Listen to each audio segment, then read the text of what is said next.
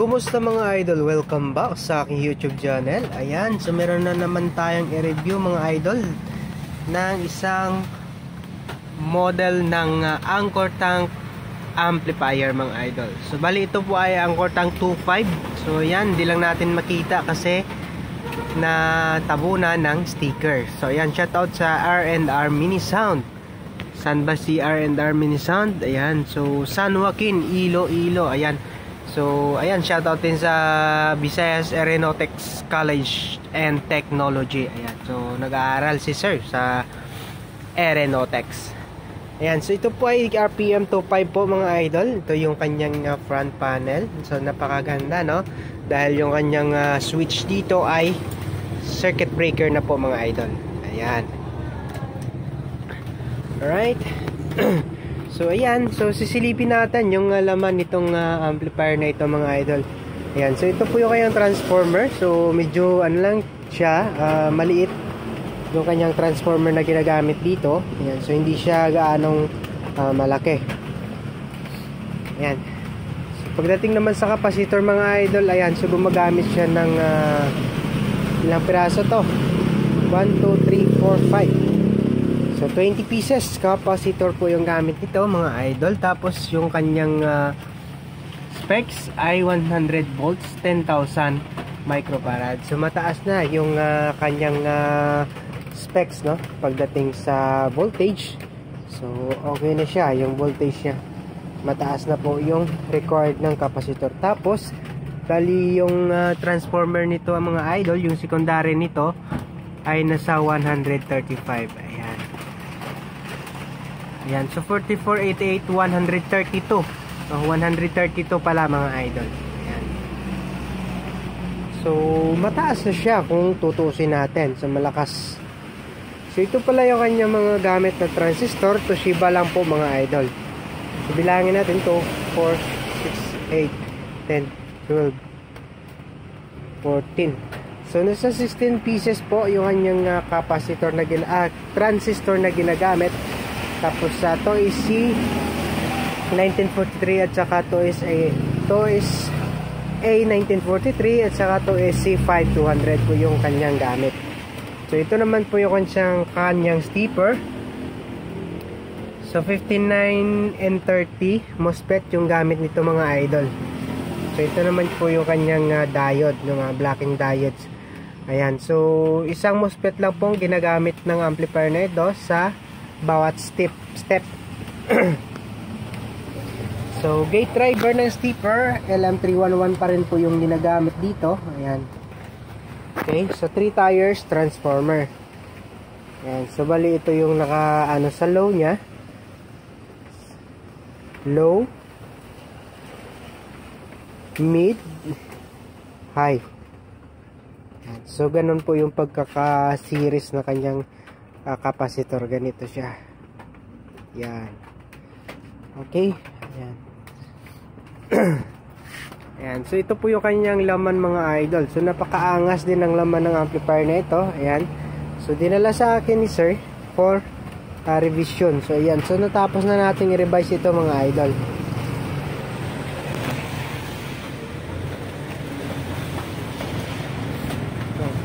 So after nga lang natin i-revise, so nagkaroon ng problema yung channel 1, walang audio.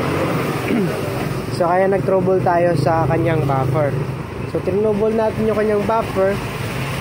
At chinek ko, channel 1, so goods naman, pinull out ko siya, tapos tinesting ko sa labas. So goods naman, wala naman problema. So yung nagiging problema pala ay nandun sa kanyang sa kanyang input, yung wiring niya.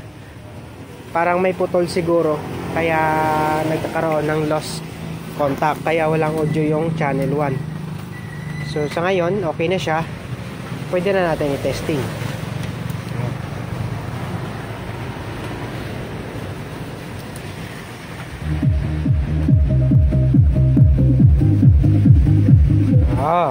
Nag-audio na siya mga idol. So ready na po ito sa bakbakan, no? Yung amplifier ni sir na dinala sa atin for revision.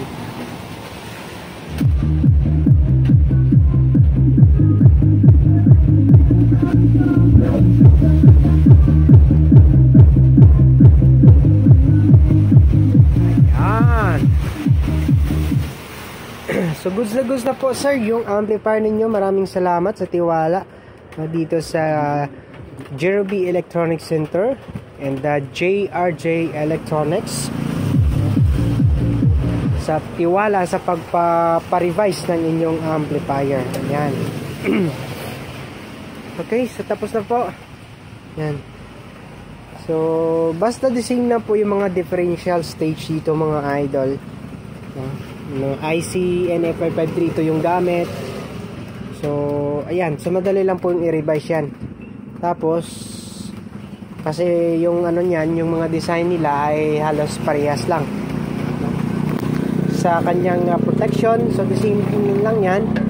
So meron siya mga overloading protection. So napaka-sensitive pag galing sa factory. So medyo mas mababa yung sense ng protection na yan.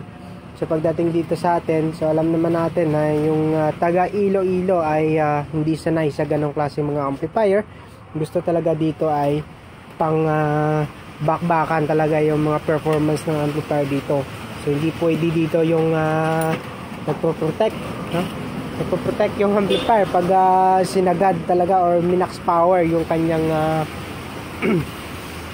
puwersa. So dito talaga sa Iloilo ay overclocking yung gamit ng mga amplifiers dito, kaya kailangan yung amplifier mo max power talaga yung may bibigay na performance.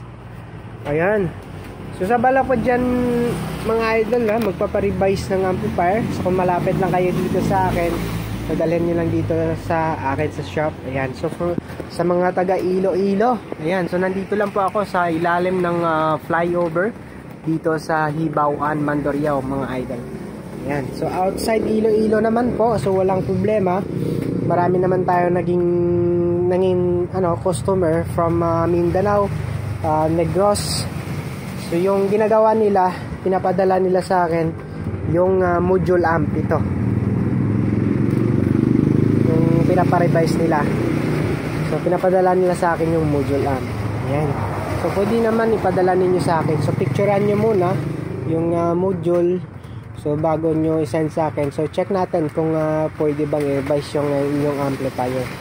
Ayan. So sa balak namang umorder ng mga amplifiers, powered amplifiers, so introducing syempre yung pinopromote natin na Challenger amplifier. So say 70 715K, so pataas depende sa inyong required na watts na kinakailangan. So just PM na lang po sa akin mga idol for order ng mga amplifiers na yan. So kung gusto naman ninyo mga Anchor Tank, ganito klaseng brand, so pwede naman kayo mag-direct sa kanila sa Anchor Tank. So ayan, meron silang Facebook page o si Sir Redirect. So message nyo na lang kung gusto nyo umorder ng mga amplifiers. So tingin ko kasi yung Anchor Tank ay order basis yung kanila mga units. Ayan. So sa mga Challengers amplifiers naman, so huwag kayong maghihiyang magtanong sa akin for inquiries and syempre for orders. So marami na tayong nabenta online sa Facebook. Marami na tayong nabenta. So nakarating na yung amplifiers natin na Challengers sa syempre sa saan ba yun? Manila, Bohol. So nakapag-send na tayo doon. So via AP Cargo po yung natin, yung pinapadala natin sa AP Cargo. Ayan, so maraming salamat po mga idol. Ayan, so pasensya na kayo, ngayon lang tayo nakapag-upload kasi nagkasakit ako mga idol, kaya ayan, ngayon lang tayo napagka-upload, tapos medyo busy tayo. Ayan. Okay, so introducing muna mga idol itong aking module na binebenta. Ito po ay kinakailangan natin ng hanggang 4 na crossover yung may kakabit natin dito mga idol. Ayan. So wala pa dyan. So PM nyo na lang po ako mga idol for order. So ito po, ganito po ka-quality yung gawa natin dito sa Jerobi Electronics. Ayan, so ito po yung module natin. Yung mga ibang mga vloggers na nagbibenta din. So ayan, shout out din sa inyo. Yan, maraming humihingi sa akin ng diagram. Tapos nakita ko na lang nagbibenta na rin sila online. Ayan. Okay, so ayan po. So yung original talaga na ano na mga module na ganitong klaseng arrangement sa panel sa kanyang mga XLRI tayo, no? Yan, so paki-PM na lang sa akin kung gusto niyo umorder ng ganyan. And abangan, syempre meron tayong active module na pinaprocess sa ngayon, so abangan nyo na lang, no? Para yan, kung gusto niyo mag-avail naman ng mga active modules, meron na rin tayo. Ayan, so maraming salamat po mga idol.